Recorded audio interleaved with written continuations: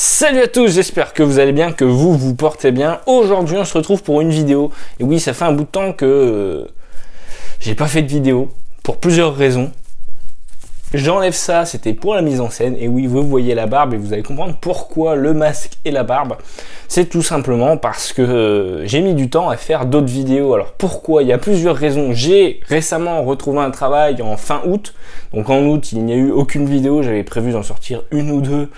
Et malheureusement, il a fait que j'ai travaillé, donc heureusement pour moi, mais malheureusement pour vous, donc vous m'envoyez désolé. Ensuite, j'ai travaillé, j'ai eu des horaires un peu compliqués pour faire des vidéos à côté, donc vous vous douterez bien que ça a pris du retard. Il y a des choses qui ont été enregistrées, tournées, qui sont en train d'être préparées tout doucement, mais en attendant, comment vous dire que ça met du temps. Donc voilà. Et puis, il y a un peu plus d'une semaine, un mercredi, je me suis fait vacciner de la deuxième dose, donc j'étais un peu patraque. Le lendemain, je vais au travail normalement, et pendant 3 heures, j'ai des symptômes, je ne suis pas bien, les effets secondaires du vaccin. Et attention, on ne parlera pas du vaccin plus que ça, hein, c'est vraiment pour dire que j'étais pas bien, mais on va pas débattre là-dessus, on n'est pas sur BFM TV, attention. Et du coup, le lendemain, je vais me faire tester pour le Covid, au cas où, pour avoir un pass sanitaire en attendant d'avoir mon pass avec la deuxième dose finalement. Et je me retrouve à faire ça pour aller le lendemain, enfin le surlendemain, le dimanche du coup, du vendredi au dimanche, pour aller dans les bars sur Paris, pour aller à Album, pour rencontrer Olivier Coipel, me faire des dédicaces sur des albums et passer une bonne journée avec des gens que j'avais prévu de rencontrer là-bas, qui sont d'ailleurs des abonnés. Donc malheureusement on n'a pas pu se voir, c'est dommage, et je suis le premier que ça peine, mais tant pis. Et du coup je me suis retrouvé sur un week-end très long, très fatigant, donc j'ai même pas enregistré de vidéo à part celle-ci que je suis en train de faire. Là on est dimanche. Je reprends le boulot demain, mais c'est pas grave. Mais je vais faire cette petite vidéo pour que vous ayez un peu de nouvelles. Et du coup, je me suis dit, je vais faire un peu mon journal de bord, on va dire, entre guillemets, de ce que j'ai fait pendant 10 jours en étant isolé, en étant fatigué, défoncé. Premièrement, j'ai dormi, tout simplement dormi. J'ai beaucoup toussé. D'ailleurs, j'ai la voix encore prise. Et ça me permet de faire cette transition. Voilà, excusez-moi. J'ai beaucoup éternué en éternuant très fort et j'avais mal dans tous les os. Enfin, des symptômes comme une grippe, mais j'avais déjà 2 doses dans le sang, donc forcément j'ai été épargné par rapport à d'autres, je pense. Mais ça a été très dur, très crevant, surtout très fatigant. Et du coup, j'ai profité de mon temps pour regarder un tout petit peu la télé. Ne pas me raser d'ailleurs, mais ça on s'en fout. Et le masque et la barbe, hein, c'était dans le thème. Et ça va dégager, ça, hein, je vais pas le garder, ça ne me plaît pas. Mais on s'en fout, trêve de plaisanterie. Et du coup, j'ai même pas assisté au Batman Day, mais vous inquiétez pas. J'ai du Joker avec du Superman, donc on n'est pas loin. Mais je vais surtout vous parler de mes lectures, de ce que j'ai pu voir pendant et lire du coup pendant 10 jours. Alors il n'y a pas énormément de choses, je vais essayer d'être rapide. Tout d'abord, j'avais Netflix dans la chambre, donc ça c'était cool. J'en ai profité pour rendre un hommage à ce cher monsieur Jean-Paul Belmondo en regardant 2 de ses films. Alors 2 de ces films, voilà, il n'y a pas de coupure, hein, vous voyez bien, mais 2 de ces films qui sont Le Professionnel, un film super sérieux et très intense finalement, et un second film un peu plus humoristique, mais quand même sérieux dans cette thématique, qui est L'As des As, un film que j'avais vu il y a très longtemps, mais je n'avais aucun souvenir, hein. Nous on était peut-être plus De Funès chez mes parents, mais ça n'empêchait pas de voir un Jean-Paul Belmondo de temps en temps, mais j'ai pas la meilleure filmographie par rapport à un De Funès que j'admire, mais ça n'empêche que j'admirais le bonhomme qui faisait toutes ces cascades lui-même, et du coup je voulais vous en parler. J'en ai profité pour rattraper sur 2 grands films du monsieur. J'avais pas eu le temps la semaine où c'est arrivé, parce que je travaillais tout simplement, et donc voilà, j'en ai profité. Ensuite, j'ai regardé un peu la télé et j'ai regardé le crossover sur la télé, le meilleur crossover qui peut passer à la télévision. Et quand je vous parle d'un crossover, c'est vraiment d'un univers qui se passe sur TF1.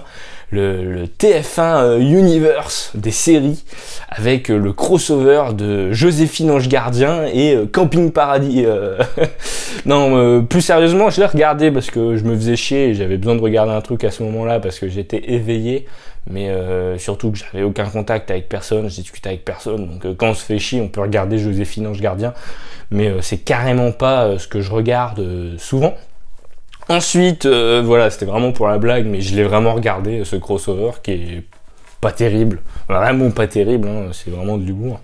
Et puis, j'en ai profité pour aussi regarder quelques séries sur Netflix, dont notamment revoir une série que j'adore en animé pour les enfants, mais aussi pour les plus grands, autour de l'univers de Dofus et Wakfu. C'est la série Wakfu, justement. Il y a 3 saisons, 3 excellentes saisons avec un entre-deux de saison 2 et saison 3 avec 3 épisodes spéciaux que j'ai enchaînés sur Netflix qui sont juste magnifiques, une histoire et un univers complet et génialissime. En attendant cette saison 4 qui ne serait tardée d'être annoncée tôt ou tard. Mais voilà, je voulais vous partager aussi ça. Et j'ai regardé une autre saga de films, Mon beau-père et moi, plus ces 2 suites, donc Mon beau-père et ma belle famille, un truc comme ça, et Mon beau-père et nous, donc avec Robert De Niro en beau-père qui va pourrir la vie de son futur gendre et son gendre du coup dans les suites. Et c'est vraiment très drôle, je connaissais pas du tout cette saga, mais c'est très familial, mais des fois même très borderline, un peu à la Date Limite ou encore à la Very Bad Trip. Donc j'ai vraiment éclaté de rire et ça m'a fait un bien fou, donc je vous partage cette saga si vous ne l'avez jamais vue comme moi. Foncez dessus, c'est génial. Ensuite, j'ai regardé 2-3 autres trucs, alors je saurais plus vous dire quoi, mais par-ci par-là sur Netflix, hein, on regarde des fois un peu des conneries, et j'en ai profité pour rattraper ce que j'avais sur ma pile à lire, et c'est ce qui va prendre le plus de temps sur cette vidéo. Tout d'abord, alors, un peu de Marvel, mais vraiment un tout petit peu.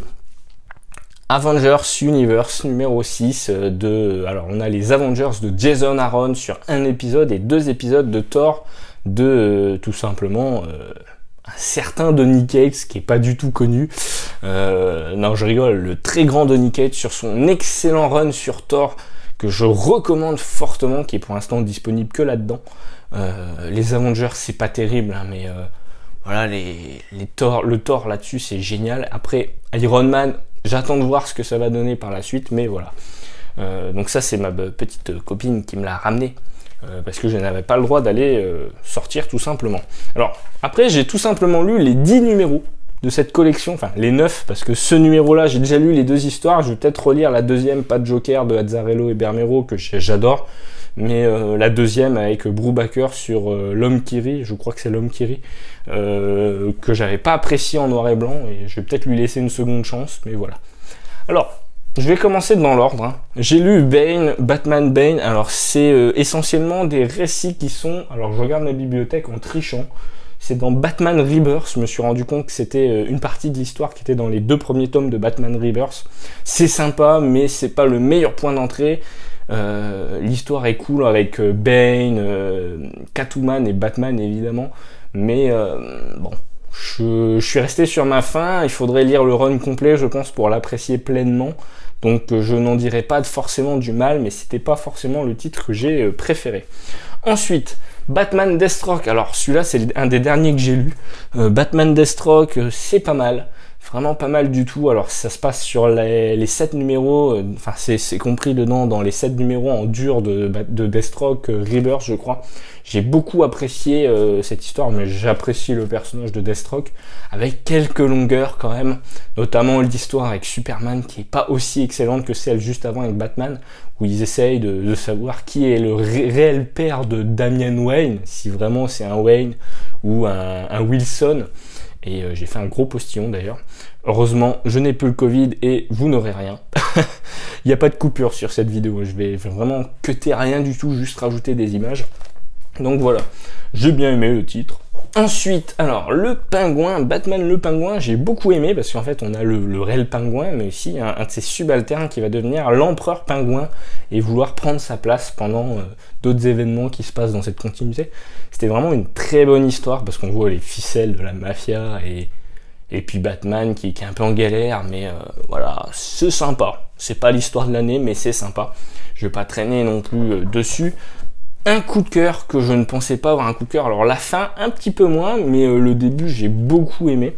On commence avec un parrain de mafia, enfin pas réellement de mafia, c'est un mec qui joue dans les fraudes financières. C'est un peu le mec qui joue je suis en train de chercher à la bourse, tout simplement. Et il est un peu le baron de Wall Street, et puis il va un peu arnaquer des gens, un peu beaucoup, et il va se retrouver à Arkham parce qu'il se fait passer pour fou. Sauf qu'à Arkham, il n'y a pas que des fous, il y a surtout des criminels fous. Donc c'est un peu plus pire que ça, on va dire, c'est pas français, mais c'est plus dangereux pour lui. Et donc du coup, on va voir toute cette chaîne alimentaire de l'asile d'Arkham qui va se mettre en place, un peu les rouages de de cet asile tout simplement, et de ces gens qui vont se bouffer entre eux, s'attaquer entre eux, et on va voir un peu les rouages de tout ça. On va voir très peu Batman, on va même voir à un moment un personnage un peu démonique. C'est là où j'ai commencé à me dire ouais c'est sympa mais moins. Par contre la conclusion est géniale, mais ce côté un peu démonique était un peu de trop pour moi à mon goût. Mais c'était un très très bon récit que je vous recommande. Je sais pas si c'est sorti autrement cette histoire là, mais c'est génial, donc je voulais vous en parler. Ensuite, on va pas traîner, on va parler d'Harley Quinn Rebirth. J'ai bien aimé, mais il y a des histoires sympas et d'autres beaucoup moins. C'est vraiment total détente si vous êtes fan de Deadpool ou d'histoires vraiment sans prise de tête, sans forcément de gros enjeux. C'est très sympa. Il y a même un personnage qui s'appelle Tool, je ne sais plus quoi, qui est une pâle copie de Deadpool, on va dire, à peu de choses près. Mais voilà, bon, il est sympa, mais sans plus. Il y a une très bonne histoire à la fin autour du Joker, soi-disant, qui veut reconquérir Harley Quinn. Mais ouais, c'est pas forcément quelque chose vers lequel j'ai envie de lire ça tous les jours, mais plutôt lire ça de temps en temps, vraiment sans se prendre la tête. Moi, ça m'a un peu pris la tête à un moment parce que j'ai trouvé le temps long. Mais c'est pas forcément l'histoire en soi qui est responsable, mais il y avait des trucs où j'étais en mode ouais, c'était pas forcément utile. Mais bon, voilà, c'est sympa, et je crois d'ailleurs que c'est Jimmy Palmiotti au scénar. Je vérifie. C'est Jimmy Palmiotti sur une partie du scénario, et j'aime beaucoup ce scénariste qui avait fait du Daredevil, donc je lui pardonne, et c'est vraiment pas non plus dégueulasse, c'est juste à petite dose, ça s'apprécie, à grande dose, c'est pénible. Un peu le même écho, Les Sirènes de Gotham. Alors un titre très féminin avec un Edward Nygma très sympa aussi. Si vous êtes fan de Ed Nygma, ce comic c'est peut-être fait pour vous, parce qu'on le voit sous une nouvelle facette où il devient un héros. On découvre aussi ces sirènes qui au final agissent pour leur bien, mais pas finalement pour le bien de tous. Bon, c'est sympa, mais on apprend certaines choses. Ça change de lire du Batman pur et dur. Donc je voulais tout simplement vous en parler, mais c'est pas l'histoire de l'année. Bon, on enchaîne ensuite. Alors ça, c'était un des plus gros coups de cœur. Il y a un gros pavé d'ailleurs, à faire attention si vous l'achetez pour pas que la reliure lâche, ce qui avait été le cas sur les éditions de l'année d'avant. Justice League Forever Evil. Alors si j'ai bien compris, ça se passe sur un run qui existe déjà, et vu la taille du machin, vous avez de quoi lire. Et en fait, c'est l'univers où Superman et toute la Justice League en fait viennent d'un autre univers, et ce sont des criminels. C'est les mêmes mais en criminels. Ils ont un passé sordide. Donc Batman, c'est Owlman, je crois, donc un hibouman en gros en français, qui est en fait le frère de Bruce Wayne dans un autre univers, et qui a tué ses parents, et du coup Bruce Wayne, avec la complicité d'Alfred, et tout simplement, voilà quoi, c'est plutôt sympa. C'est plutôt sympa parce que les méchants, on va dire, comme Lex Luthor, Bizarro, je suis en train de chercher son nom, Catwoman, et je cherche son nom, Black Adam, vont tout simplement s'attaquer à ces super vilains qui envahissent la Terre, parce que ça reste quand même leur planète, ça reste leur territoire. Ils veulent quand même soumettre tout le monde. Ils ont défoncé la Ligue de Justice telle qu'on la connaît. Seul Batman a réussi à s'en sortir, et un peu Cyborg avec l'aide de Catwoman, mais tous les autres héros sont out. Ils sont tous mis à l'écart, tout simplement dans une espèce de dimension de poche. Et du coup, ces super méchants qui ressemblent à la Justice League vont tout simplement prendre leur place et dominer le monde. Sauf que ces personnages-là, les bad guys, vont tout simplement les exploser et pas se laisser faire. Très intéressant d'avoir des copies de la Justice League qui soumettent ça, et surtout des méchants qui prennent leur place et qui défoncent ces autres méchants, et qui finalement ne sont pas aussi mauvais qu'ils ne laissent le penser. Je pense notamment à ceux que j'ai cités, mais d'autres aussi. Donc voilà, ils servent pas forcément que leurs intérêts personnels, et c'est vraiment un des gros coups de cœur de cette saga. Suicide Squad Rebirth, alors très sympa, j'avais beaucoup aimé le deuxième film, moins le premier, parce que regarder la bande-annonce, ça suffit pour apprécier le film, mais ne regardez pas le film. Ici, on a une très bonne histoire, sympa, de Suicide Squad Rebirth, hein, c'est vraiment le contenu qu'on a dedans. C'est sympa, voilà, ça fait un bon film popcorn, un bon film popcorn, excusez-moi, je fais du one shot pour une fois, c'est sympa, c'est un bon comics pour se détendre, encore une fois, pas aussi détendu qu'un Harley Quinn, mais c'est correct. Donc voilà. Et après, Suicide Squad contre la Justice League, enfin Justice League contre la Suicide Squad, et là, pareil, un beau coup de cœur. Pour le coup, comme le film de James Gunn, j'ai beaucoup apprécié. La Ligue va s'attaquer à la Suicide Squad, sauf qu'ils vont finalement devoir affronter une autre Suicide Squad, la toute première. Et Amanda Waller est un peu en danger, voire beaucoup en danger. Et c'est pas mal.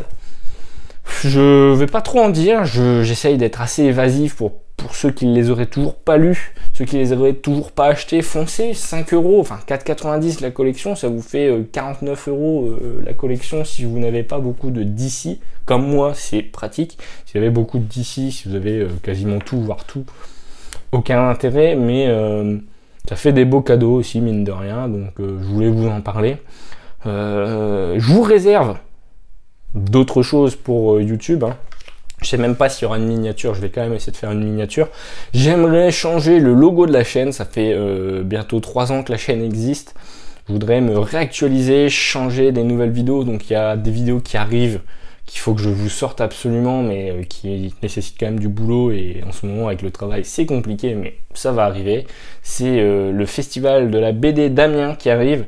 Là la prochaine vidéo, ce sera celle-là sera la deuxième qui sortira normalement si tout va bien. Celle d'après, ça sera un unboxing, il y a des mouches chez moi. Incompréhensible, on s'en fout. Donc du coup voilà, il y a des vidéos en route, il y a un unboxing de VO qui arrive, il y a une vidéo concours qui arrive, je vous en parlerai au moment de l'unboxing, parce que dans l'unboxing il y aura des choses qui vont être à gagner dedans pour vous.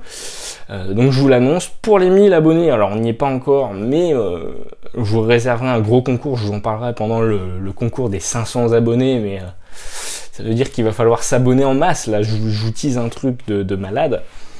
Et tout simplement après, je vous dis, restez à l'affût, il y a des choses qui vont arriver tout doucement, occasion saisie, il va peut-être être remanié dans le sens où les sorties seront pas aussi récurrentes qu'avant, du fait que je travaille tout simplement, donc ce sera peut-être une vidéo par mois, mais ça va arriver. Je vais essayer d'être assez actif pour vous aussi, et puis changer un peu les manières. Histoire que vous ayez toujours un peu de contenu pour vous. Je sais pas encore comment je vais gérer tout ça. Je vous dis là, je suis en pleine réflexion de vidéos, de vous faire des concours, des choses pour vous partager des choses. J'ai des formats en tête, j'ai plein de formats, mais j'ai pas forcément le temps. Il me faudra un monteur, donc si quelqu'un est chaud, c'est le moment, j'en parle aussi. Je vous invite aussi à vous abonner si c'est toujours pas fait. Parce que ça fait plaisir tout simplement. Je vous remercie d'être toujours aussi nombreux, on est bientôt 550 sur la chaîne, c'est génial. C'est génial, c'est énorme pour moi. Et tout simplement, je vous invite à laisser des pouces hein, si ça va plus. Cette petite review sans prise de tête où je bafoue, je postillonne derrière mon écran, je ne contamine personne parce que je n'ai plus le Covid, c'est fini, ça va mieux. Juste un peu fatigué, mais c'est pas grave. Mais voilà, il y a plein de choses qui arrivent, des bonnes choses pour moi, des bonnes choses pour la chaîne, ça va arriver tout doucement. En attendant, il reste toujours les copains de YouTube, hein, il y en a plein. Il y a notamment les gardiens de la pop culture hein, que vous connaissez. On a fait une vidéo ensemble, donc allez voir leur chaîne si c'est toujours pas fait. Il y en a d'autres aussi. Je vous remercie d'être toujours aussi nombreux à me suivre, à me soutenir sur les réseaux sociaux. Vous avez été nombreux à m'envoyer des messages suite à l'annonce du Covid. Donc voilà, les choses vont venir tout doucement, ne vous inquiétez pas. Je veux pas me prendre la tête, je veux pas me crever non plus la santé pour YouTube ou pour le travail, mais vraiment que ce soit toujours un plaisir de le faire. Voilà, il y a des choses qui arrivent, vous inquiétez pas, on va faire les choses bien. Il y aura des beaux concours, des très beaux concours même, je peux vous l'assurer. Et puis en attendant, prenez soin de vous. Voilà, on est à 20 minutes de vidéo, je pense qu'on a fait une grosse vidéo. Hein. Et voilà, prenez soin de vous, prenez soin de votre proche. Dites-moi ce que vous pensez de tout ça dans les commentaires. J'ai donné beaucoup d'informations, il n'y a pas de cut en fait, je ne vais même pas faire de montage, j'ai la flemme. Une grosse flemme, mais une flemme qui s'assume, tout simplement. Donc voilà. Allez, prenez soin de vous, à bientôt sur la chaîne, il y a du lourd qui arrive, ciao.